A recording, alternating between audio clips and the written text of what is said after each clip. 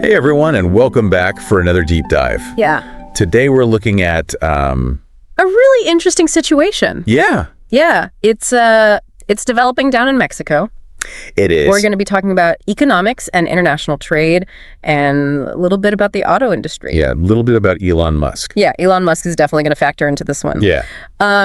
So the basic setup is this. Okay. We've got the new Mexican president, Claudia Sheinbaum, and she is making some really interesting moves on the economic front. Right. Moves that are sort of in response to, but also kind of separate from some of the policies that were enacted by former U.S. President Donald Trump. Okay, so when he was in office. Yeah, let's back up a little bit for people who may not remember all of the details here. Sure.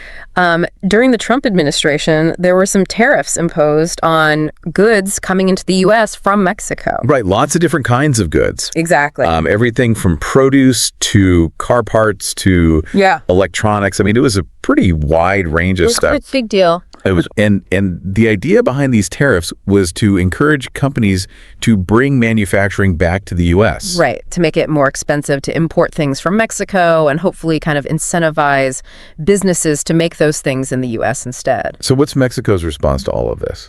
Well, that's where Sheinbaum comes in. Okay. She's not just sitting back and taking it. She's actually being very proactive and creating her own set of incentives and policies to kind of counteract those tariffs. So how's she doing that? Well, one of the main things she's doing is offering some really attractive tax breaks to companies that are willing to relocate their manufacturing operations to Mexico. Interesting. So, well, from anywhere really, but particularly from China. Oh, okay. So you can see how this is kind of a strategic move. Right. She's basically undercutting the impact of those U.S. tariffs by making Mexico a much more appealing place to do business. That's pretty savvy. Yeah, and it's not just about tax breaks either. What else is she doing? Well, she's also been really focused on strengthening Mexico's infrastructure. Like roads and ports and stuff like that. Exactly. Things that make it easier and cheaper to transport goods. Which is essential for attracting businesses. Oh, absolutely. So she's really playing the long game here. Yeah, she's thinking strategically about how to position Mexico as a major player in the global economy. And it's not just about attracting any businesses. Right. She's made some really interesting moves in the auto industry specifically. Oh, yeah. There's this whole thing with the Chinese electric vehicle manufacturer, BYD. BYD, yeah, which stands for Build Your Dreams. Build Your Dreams. Yeah.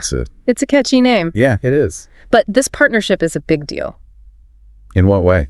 Well, first of all, it means that BYD is going to be setting up some major manufacturing facilities in Mexico. So that's a huge boost for Mexico's auto industry. Absolutely. It's creating jobs. It's bringing in investment. Right. But here's where things get really interesting. Okay.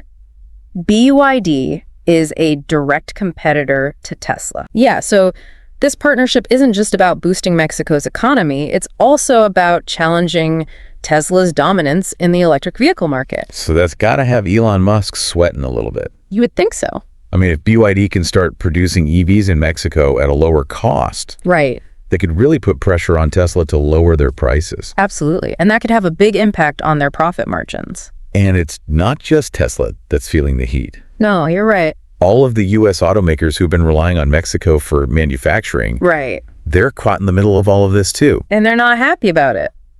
So those tariffs that Trump put in place, they might have actually backfired in a way. You could say that. By strengthening Mexico's position and creating more competition for U.S. companies. It's definitely an unintended consequence. And all of this uncertainty, it's making investors nervous. Absolutely. No one likes instability.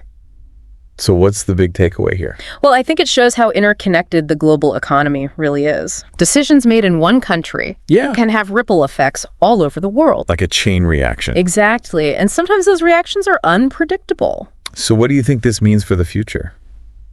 Well, it's hard to say for sure. Right. But I think it's possible that we're moving towards a more multipolar world. What do you mean by that? Well, instead of having one dominant economic superpower, we might start to see multiple centers of power emerging. Like Mexico and China.